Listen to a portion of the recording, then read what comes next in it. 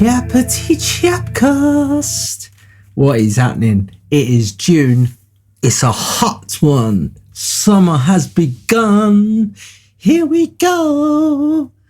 Okay, so last couple of months been doing these collaboration episodes where I've just got myself playing 5 of my tunes with different people. We've done 2 episodes so far, so that's 10 people, but I have found another 5. So we're going to 15, baby. Yeah, so this is episode 42. Okay, so we have got 5 more collaboration tracks for you, and we will get right into that in a second. Yes, okay, yeah, we will get right into that right now, actually. And the first track that I've got is Black Blanket, which is my own solo track. Probably, definitely in my top 5 greatest tunes that I've ever wrote. And then I am playing it with, in this recording of it, is with a fella called Perceskian. I've mentioned him in some of the more recent episodes recently. He was, well, we didn't actually get round to playing any gigs or anything. We was just rehearsing with a couple of others, Rosemary Paul and Adi Latif, and there was something else, but I can't remember who. So this is my song Black Blanket, done with Perceskian, and yeah, have a listen. It goes a bit like this.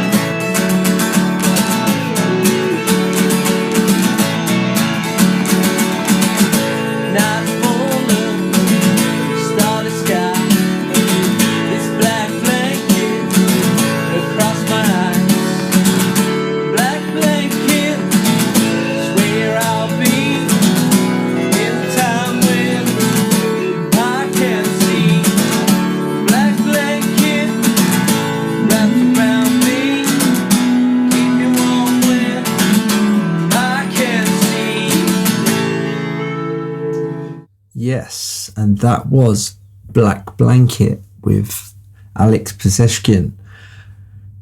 Yeah, nice fella.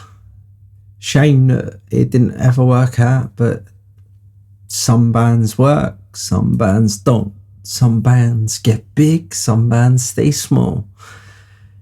I've just always been in the latter. All right, yeah. I mean, there's not really a lot more to say about that. I mean, that was me and Alex. He was on lead guitar and I was playing the rhythm guitar and singing. And yeah, there's not a lot more to say about that. But yeah, nice one. Okay, let's move on. We are moving on to a track called No People No More. Now, this track is a track that I wrote with Phil Kerrigan, and this version I'm going to show you is played with Phil Kerrigan. Now, this is like found deep in the archive. This is quite special, really, because it's not like a great recording or anything, but this is like the first run through after we've written it in it was in Chapman, in the room that is now Chapman Studios. I think it was my bedroom at the time. But yeah, me and Phil just wrote it. Like, I had the lyrics and that written down on a bit of paper and that melody in my head, and then Phil obviously knew the chords to it. He put them together, and his nice little riff as well, and that. Yeah, so we run through it, but this is quite a special recording because this is the first ever run through. Like, I mean, obviously we'd been, when we was writing it, going through the chords and all that now, but this is like when we've got like the first structure and that of the song, and this is going through it for the first time ever. I don't even know if Phil has got a copy of this. If he hasn't, then I will send it to him. Yeah, nice one. Have a listen, see what you think. Mwah.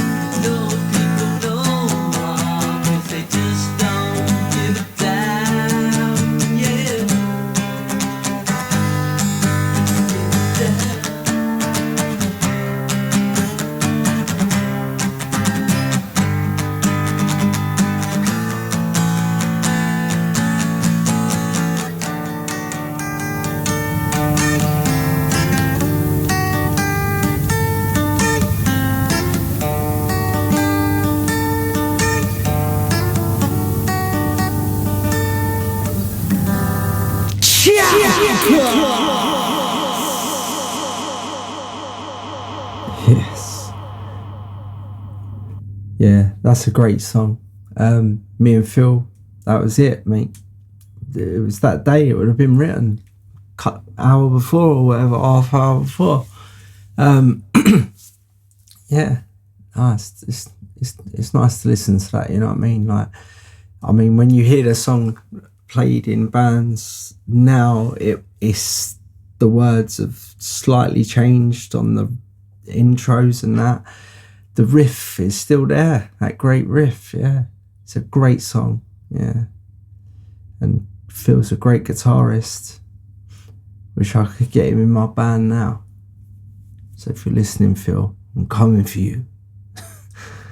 Yeah, nice. Yeah, so yeah, as I say, that's No People No More. That is the first run through of the song. When just after we'd written it, I had my little 4-track or whatever. I said, I'm gonna record this, mate. He's like, yeah, sweet. Played it, and yeah, that's it. Great track. Nice. Okay, let's move on. Track 3 that I found. You know, this next track is a song called Living for the Tickets. Now, it's not my song, it's Jamie Nicholas's song, but this is with me singing it. Now, if I'm correct, this isn't Back in the Voice days. I think this is latter, because after the end of every band, you know what I mean, you always go round your pals that are musicians, like, we'll start a band. And I think that me and Jamie is probably thinking about it at the time. So I was like, right, you show me what you've got, I'll show you what I've got. He pulled out Living for the Tickets. I learnt the lyrics and sang it. And then, I don't know, this is recorded over in Jamie's house as well. He's growing up house, his original house. Yeah, this is recorded in Jamie's house. I can't remember what the music software was that he used. It's like Audacity or something like that, one of the free ones. But yeah. Okay, so this is me and Jamie Nicholas playing Jamie's song Living for the Tickets, and it goes a little bit like this.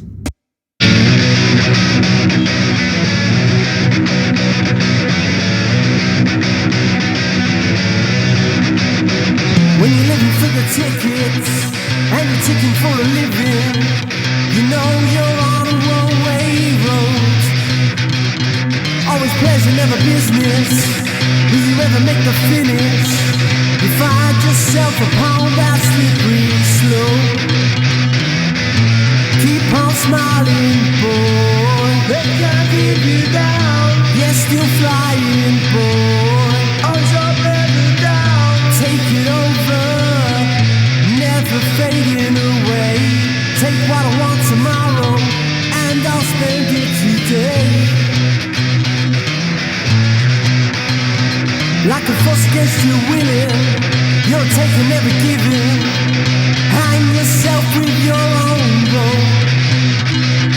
Forever losing, never winning. It's your soul that is killing, but it can't steal your dreams and hopes. Keep on smiling, boy. They can't keep you down. Yes, still flying, boy. Oh, it's all never down. Take it over, never fading away. Take what I want tomorrow, and I'll spend it today. Yeah, I'll spend it today.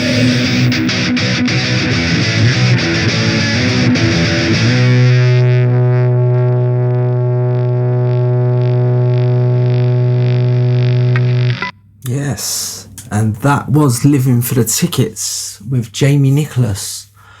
Well, all you have to do is listen to the words, and it's got Jamie's name written all over it. The title, Living for the Tickets, it's Jamie all over. Tell you the truth though, I quite liked it. Yeah, I would have loved to have performed it live. I think it would have been great to perform live. Yes. Nice. As I say, that's me and Jamie Nicholas. Jamie Nicholas's own pen song, recorded over at his place in Carroll Close. Nice one. So we are going to move on, and next up I've got a track called Until Tomorrow that I wrote with a guy called Jason Logan.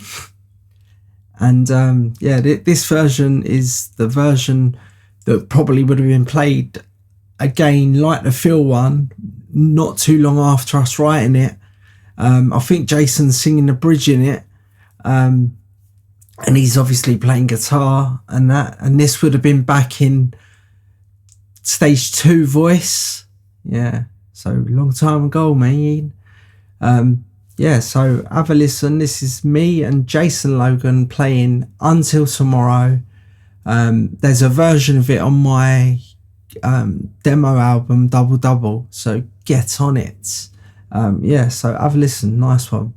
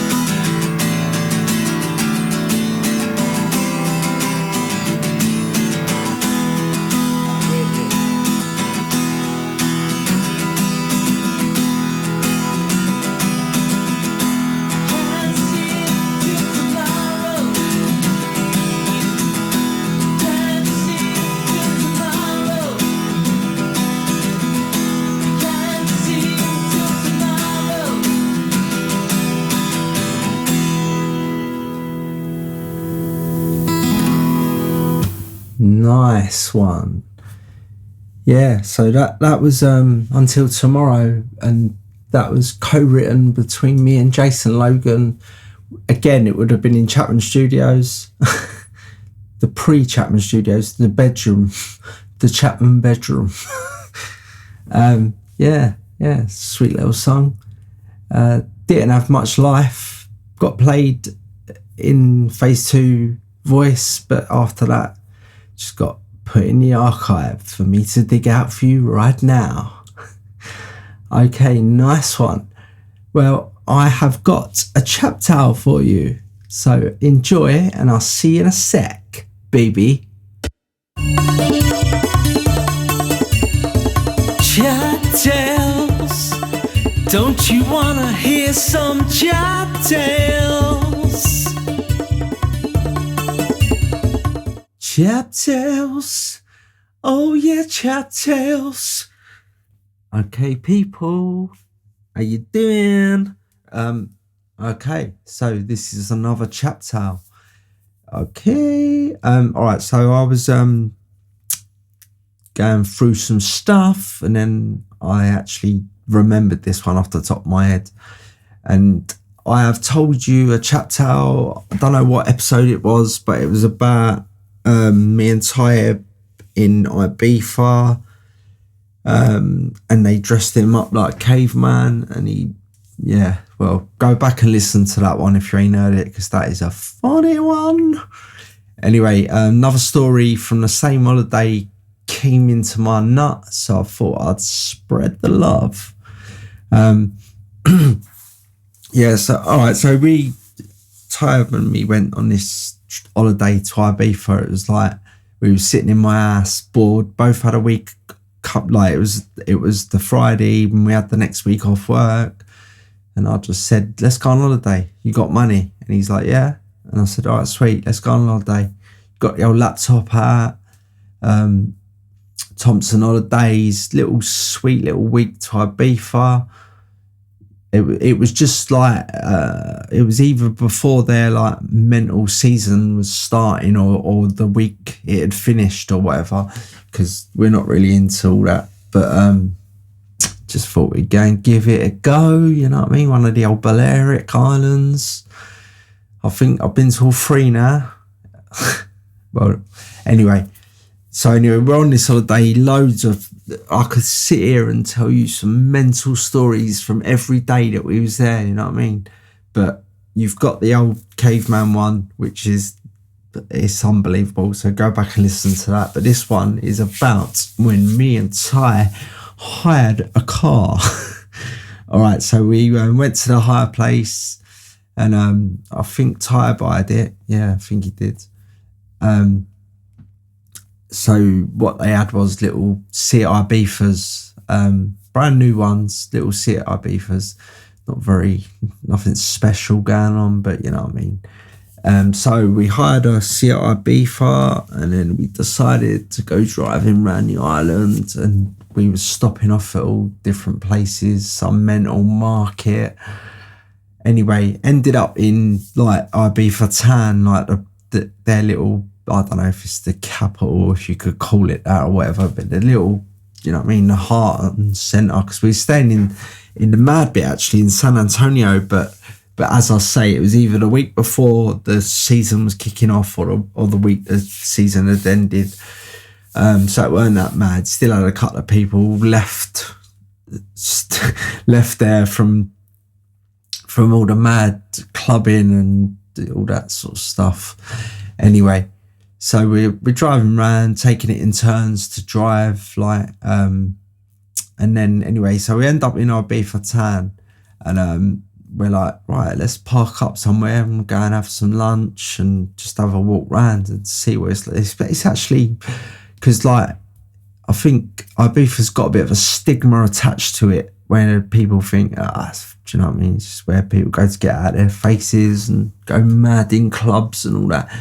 But it's actually, it's a really beautiful island. It's proper nice, and like the Ibiza town bit, is extra beautiful because it like looks over the harbour and all that, like, and there's all restaurants, and yeah, it's beautiful. It's beautiful. It's definitely worth visiting, you know what I mean? Even if you're not into all that mad stuff, just, I mean, I suppose Ibiza Town's probably not really like mental like these places anyway. A lot of the clubs are out in the stickles, you know what I mean? Keep them out of the way. But San Antonio can be a bit mad. I could see that, you know what I mean? We was the week after the madness had just started to quieten down or whatever, or the madness was about to kick off. But yeah. So anyway, we find this little parking space. We pull up, put the car in the space, all that. So we start to walk off down the road, yeah, and then we hear this, like, I don't know, it sounded like a tractor, but it was a car. It was just like, so we turn around, we're looking at it, and it's coming down the street that we're parked on. We're a bit further down the road though. Anyway, this car has just gone straight into our hire car, into the RCR Beaver, put a big black mark down the side of it, yeah. The geezers just carried on, drove past us, we're screaming at him with nothing, you know what I mean? He actually looked like a Mexican. He was probably Spanish, but he looked like a Mexican, little, do you know what I mean, with the old hat and all that. So anyway, he's gone. Like, so we've run back to the car, because I think in the beginning we was thinking, that's it, chase him down, do you know what I mean? But we got back to the car and we just looked at each other. We was cracking up the entire flight. And we looked at the car and it's got this big black mark down the side. But we checked it over and it weren't actually dented. It was just like, I don't know, like whatever his car was made out of had spread itself down the side of one of the doors. So we was like, oh, fucking hell. I was like, Ty, just leave it. Let's go and spend the day in Ibiza Town. We'll sort it out later. So we went off, had a meal. Do you know what I mean? Might have had a couple of beers, don't know. Ty was driving back. Yeah, so basically, when we got back in the car after being out for the day, we was like, right, what are we going to do about this mark? Because I don't want to be charged, do you know what I mean? Like, so I was like, do you know what? I reckon if we can find T-Cut, it'll probably just come out with T-Cut, like good old rubbing a T-Cut. We couldn't find T-Cut anywhere. None of the petrol stations, no one, people didn't even know what we was talking about, you know what I mean? It's probably called something else out there. But so we decided that disguising it would be a better idea. So we found a place where we could drive onto the beach, and we drove onto the beach, threw like water all over the side of the car, and then just started to like stick sand to the side of this car. So we covered it in sand, and it was dropping off. We was covering it some more, it's dropping off. Anyway, after a while, we managed to do a half decent job. The car looked like it'd been on a rally, you know what I mean? It was covered in sand all over.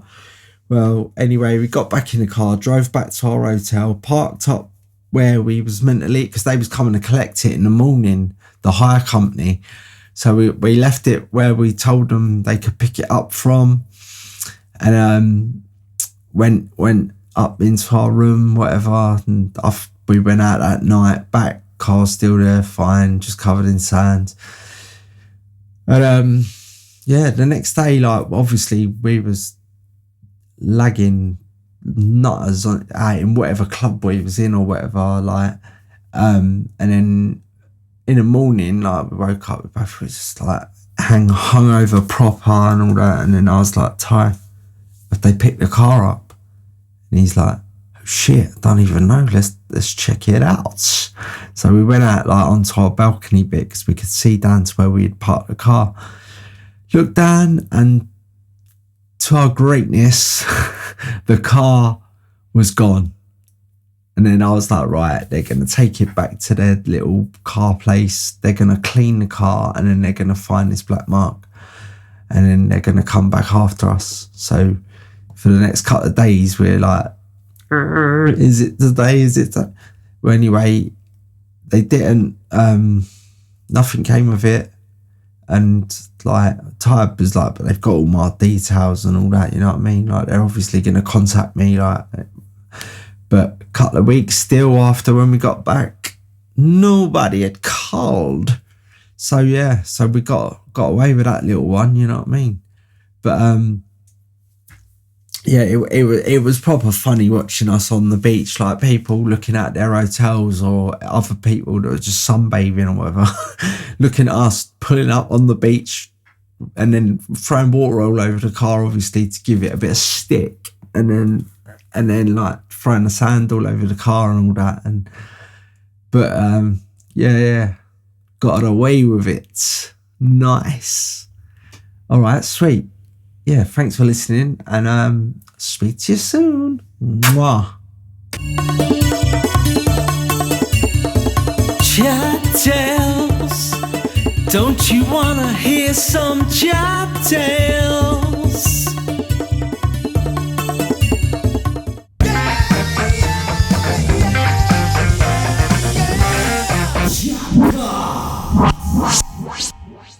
Chatcast. Nice. Okay, so that was your little chap tale for the episode. Okay, I have got one collaboration left, and literally this is the last one that I've found. I am digging, and you never know, I might find some for next month, but it's looking very doubtful. Very, very doubtful. Yeah, I think this is the end of the collaboration episodes, and next month I don't have a clue. Yeah, sweet. So we've got one left, and this is a collaboration between me and a lady called Jenny Grossmann. Now, I don't know if you know, but Jenny Grossmann was the violinist and vocalist in the charity band Audio V. When I was recording the demos for Audio V, got Jenny to come round, didn't I? Give it some on the old violin. Yeah, so basically just because, well, I got her to play all 5 of the tracks that was being used for the charity band demo. But this one is Behind the Wheel, my solo song. And yeah, so this is me playing the old acoustic guitar and swinging, and Jenny Grossmann playing the violin in Chapman Studios. Okay, so yeah. So basically, this is the end of the episode. So after this track, that's your lot for this month. And then I will be back in July, and I hopefully will be very, very suntanned. No. Okay. Yeah, have a listen. And yeah, so it's a beautiful song with Jenny. She's a great musician, and yeah, if she ever listens to this, hiya Jenny, and hiya Kerry, and hiya the other Jenny, and hiya James, and Sam and Phil. I'll speak to you soon, all right? Okay, nice one. So yeah, thank you for listening again. Another month. If you've got this far in the episode, then thank you very much. Thumbs up, all that. Write some comments because I like replying. And yeah, nice one. Thank you. So this is Behind the Wheel, live in Chapman Studios with John Chapman and Jenny Grossmann. Acoustic violin vocal. All right, nice one, everybody. Sweet.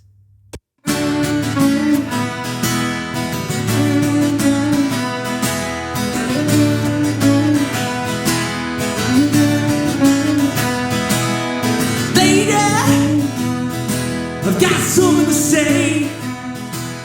Lover, yeah, you're mine today. This feeling, ooh, drives me mad. But I need it, yeah, so bad. It's amazing how it feels when you let behind the wheel.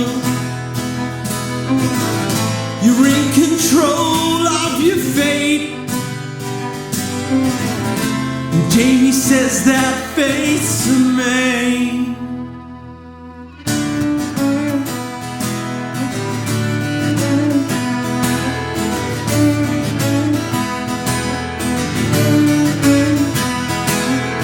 Woman, yeah, you set me free. Baby, who's you and me? Together, that's where we'll be. Forever, just you and me. It's amazing how it feels when you let behind the wheel.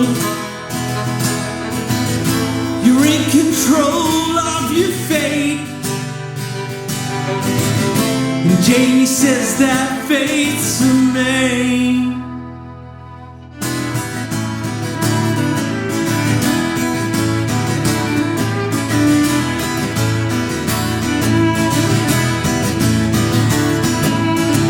Whoa, baby, got something to say.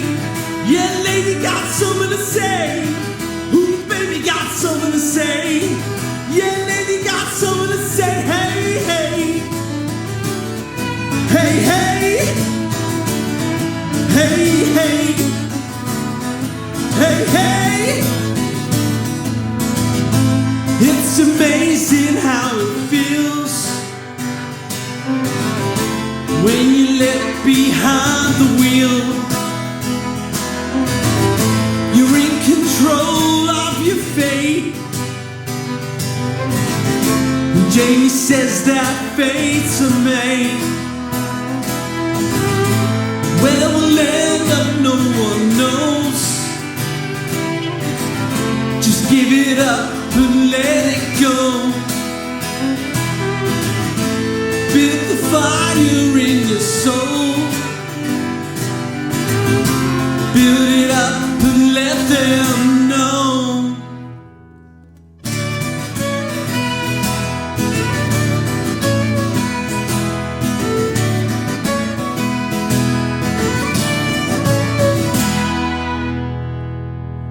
CHAP